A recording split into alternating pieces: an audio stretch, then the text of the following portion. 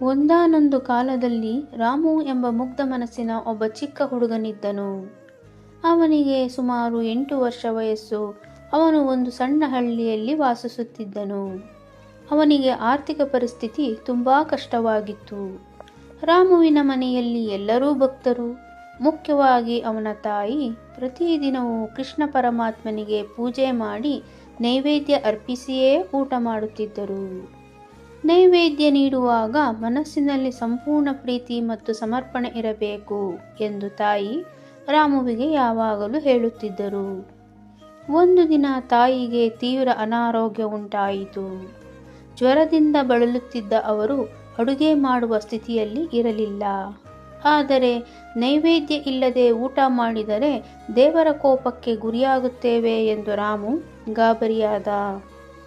ರಾಮು ತಾಯಿಯ ಬಳಿಗೆ ಹೋಗಿ, ಅಮ್ಮ, ನೀನು ವಿಶ್ರಾಂತಿ ತೆಗೆದುಕೋ, ನಾನು ದೇವರ ಪೂಜೆ ಮಾಡುತ್ತೇನೆ ಮತ್ತು ನೈವೇದ್ಯ ಅರ್ಪಿಸುತ್ತೇನೆ ಎಂದನು. ಅವನು ಅಡುಗೆ ಮನೆಯಲ್ಲಿ ಹುಡುಕಿದಾಗ ಉಳಿದಿದ್ದ ಎಲ್ಲ ಪದಾರ್ಥಗಳು ಖಾಲಿಯಾಗಿದ್ದವು. ಆದರೆ ಹಿಂದಿನ ದಿನ ಯಾರೋ ಕೊಟ್ಟಿದ್ದ ಚಿಕ್ಕ ಬುಟ್ಟಿಯಲ್ಲಿ ಮೂಲೆಯಲ್ಲಿ ಒಣಗಿದ ಒಂದು ಸುಂದರವಾದ ಅಂಜೂರದ ಹಣ್ಣು ಮಾತ್ರ ಇತ್ತು. ಅದರ ಜೊತೆಗೆ ಒಂದು ಬಟ್ಟಲಿನಲ್ಲಿ ಶುದ್ಧ ನೀರು. ಬೇರೆ ಏನೂ ಇಲ್ಲ.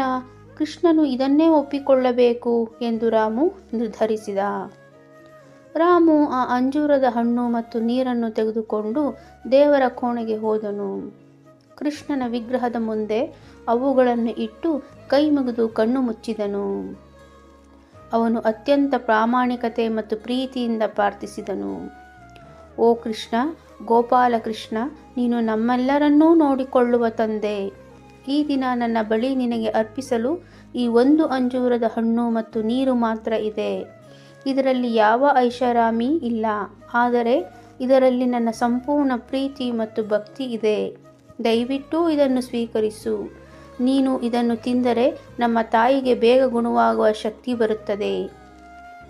ರಾಮು ನೈವೇದ್ಯವನ್ನು ಕೃಷ್ಣನು ನೇರವಾಗಿ ತಿನ್ನುತ್ತಾನೆ ಎಂದು ನಂಬಿದ್ದರಿಂದ ಅವನು ಕಾಯುತ್ತಾ ಕುಳಿತಿದ್ದನು. ಕಾಯುತ್ತಾ ಒಂದು 10 ನಿಮಿಷಗಳು ಕಳೆದವು.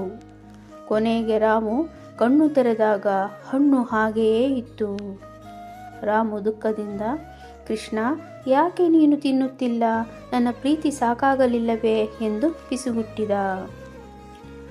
ರಾಮುವಿನ ಈ ನಿಷ್ಕಲ್ಮಶ ಪ್ರೀತಿ ಮತ್ತು ದೃಢ ವಿಶ್ವಾಸವು ಸ್ವಯಂ ಪರಮಾತ್ಮನನ್ನೇ ಕರಗಿಸಿತು. ಅದೇ ಕ್ಷಣದಲ್ಲಿ ಕೋಣೆಯಲ್ಲಿ ಒಂದು ದಿವ್ಯವಾದ ಬೆಳಕು ಹರಿಯಿತು.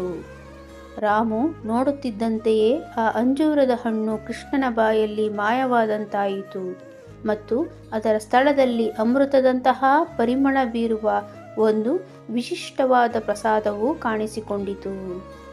ನೀರಿನ ಬಟ್ಟಲು ಪವಿತ್ರ ತೀರ್ಥವಾಗಿ ಮಾರ್ಪಟ್ಟಿತ್ತು. ರಾಮು ಆನಂದದಿಂದ ಅಳುತ್ತಾ, ಕೃಷ್ಣ ಒಪ್ಪಿಕೊಂಡ ಎಂದು ಜಯಘೋಷ ಮಾಡಿದ. ಆತ ಆ ಪ್ರಸಾದವನ್ನು ತಾಯಿಗೆ ತಂದ.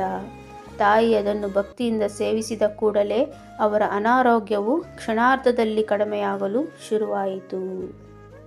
ಕಥೆಯ ನೀತಿ: ಭಗವಂತನಿಗೆ ನಾವು ಅರ್ಪಿಸುವ ವಸ್ತುವಿನ ಗಾತ್ರ ಅಥವಾ ಮೌಲ್ಯ ಮುಖ್ಯವಲ್ಲ. ಅರ್ಪಿಸುವ ಮನಸ್ಸಿನ ಭಕ್ತಿ ಮತ್ತು ಶ್ರದ್ಧತೆಯೇ ಮುಖ್ಯ. ಪ್ರೀತಿಯಿಂದ ಅರ್ಪಿಸಿದ ಒಂದು ಚಿಕ್ಕ ಅಂಜೂರದ ಹಣ್ಣು ಸಹ ಲೋಕದ ಎಲ್ಲ ಸಂಪತ್ತಿಗಿಂತ ಮಿಗಿಲಾದದ್ದು.